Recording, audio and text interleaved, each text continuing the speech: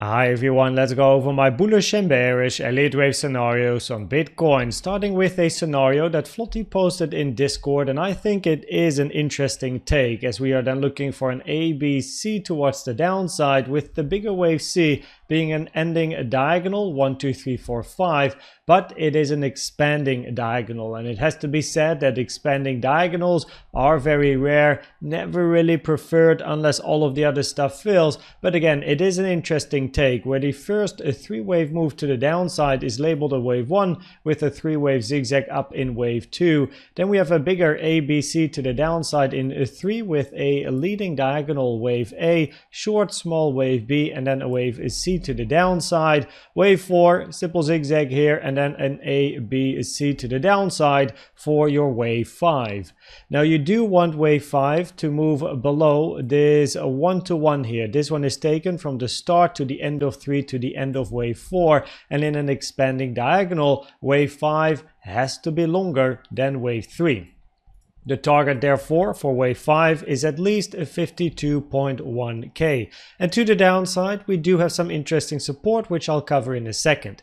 The invalidation for this scenario is price taking out the high at 63.8k, which for many of the bearish scenarios would be an invalidation, including this scenario here. Now this scenario is a contracting diagonal, and contracting diagonals do have higher probabilities than expanding diagonals. However, it is still quite early to talk about this diagonal. Generally, I like to start talking about diagonals when we're working on a wave 4, and now we're only still working on a wave 3. But because of all the overlap that we had here towards the downside and the potential for a 3-wave structure here, I can label it a 1, 2, looking for a 3, 4, and then a wave 5, which means that in this scenario you also still take that low, but you're gonna take it twice, right? First over here with 3, move up in 4, once again in 5 to take the low of a 3, and then move up impulsively in a 1, 2, 3 and continue the trend towards the upside.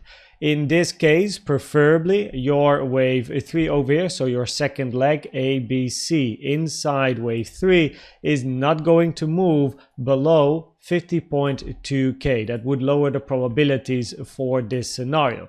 Now, as mentioned, there is some interesting support towards the downside. First of all, we are in a weekly gap and have closed a candle in the gap, also tested the high of the gap again, but it increases the probabilities to fill the gap to the downside, and that target would be 53k. We also here have a weekly order block, as you can see, which can act as support nicely, 50.5k to 53k. Then on the higher time frame, on the weekly, we also have this important support resistance area with the value area high. As you can see, nicely respected volume profile in the past, the volume profile from the previous range here, resistance, resistance, support, and breakout. We can of course test this again now for support. So 49.5k, pretty much between 50.5 and 49k is important support, so it's the same area. And then finally, on the weekly time frame, we also have this channel. So we entered the channel once again, closing candles, weekly candles inside the channel, taken from the low to the low here to the first time touching 30k, and the midline is also at the same area, the same level of support as many of the other structures. Finally, if I would zoom in to the daily time frame, we also have some horizontals in that same area. So it's going to be a little bit messy on my chart now because I'm opening all my folders, but you can see that again between 51.8k and 49k we also have a couple of more areas of support. We have a couple of horizontals, volume levels, as well as time frame horizontals, dailies here for example, a weekly, monthly naked point of control, daily naked point of control. So there's definitely something going on in that area, which can act as interesting support for both of the scenarios that I have shared just now. The bullish scenario on the 1 hour time frame is a finished diagonal 1, 2, 3, 4, 5. On most of the charts, the Newsweek here took the high on the left, so preferably we therefore label this as a wave 1 or A that is finished, and look for a 3-wave corrective structure to the downside in a wave B or 2. The most common target for your wave 2 is the 05 to the 786 Fibonacci, taken from the low to the high of 1, 56.5k to 54.7k, and a common target for your wave B is the 382, which we already touched, to the 886, with the 886 sitting at 54.1k. Preferably though, we finish this wave B/wave 2 at least after the 0.382 Fib time, taken from the start to the end of 1 or A, currently sitting on Sunday the 14th of July, which is in a few days. After B or 2, we're looking for an impulse to the upside in a wave C or a wave 3. Of course, a wave C would be bearish, as then we look for an A, B, C, and a continuation to the downside. And if we get a wave 3 to the upside, which is also an impulse, because C as well as a wave 3 is an impulsive structure, but for a wave 3, we really want to take 63.8k to invalidate the bearish scenarios on a daily time frame, which at the moment do have a bit of a higher probability.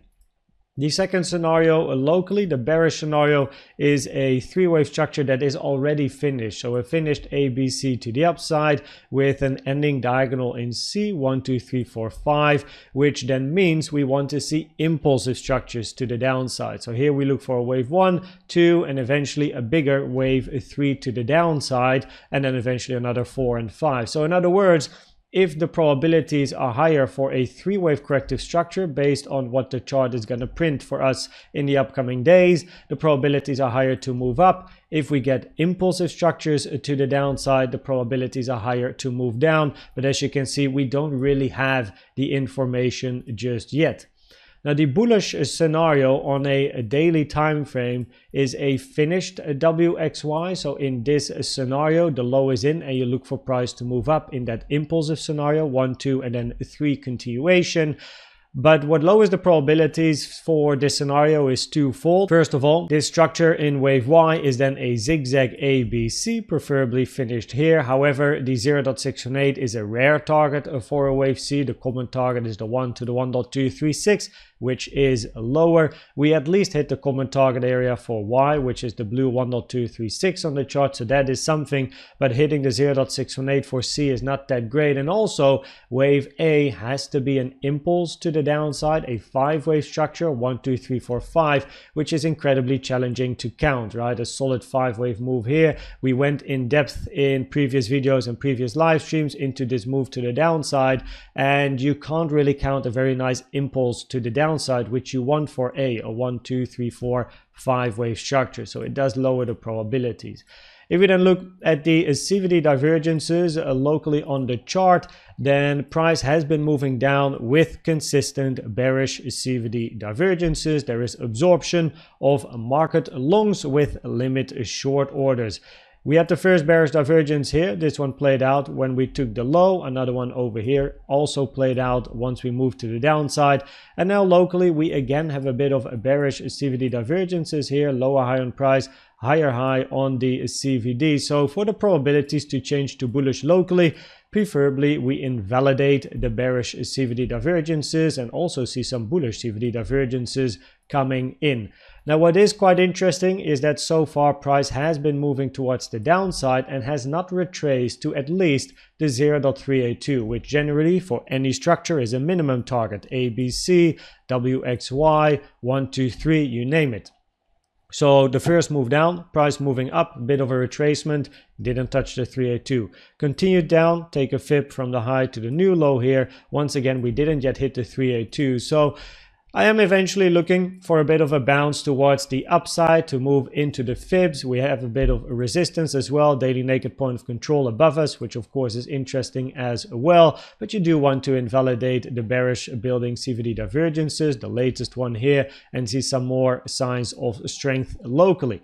We have some news today as well here, July 12th, 2:30 p.m. Central European Time. So make sure you trade safe at 2:30 as well as at 4 p.m. Central European Time, because we can get some increased volatility like we had at the high over here. And if we then finally look at the probabilities of the different scenarios on the different time frames, then on the daily time frame, the probabilities from an Elliott wave point of view are higher to make another low compared to the low being in. On the 1 hour time time frame, we are looking for a bit of a bigger 3-wave corrective structure to the downside in a wave 2 or B, preferably ending after Saturday, on Sunday, or after Sunday at least.